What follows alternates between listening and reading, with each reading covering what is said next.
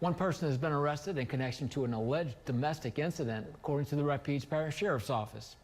RPSO responded to a report of a domestic incident with a child present in the 5700 block of Harris Drive on September the 14th. The victim at the scene told police that they were stabbed during an altercation, and the victim was taken to a local hospital for their injuries.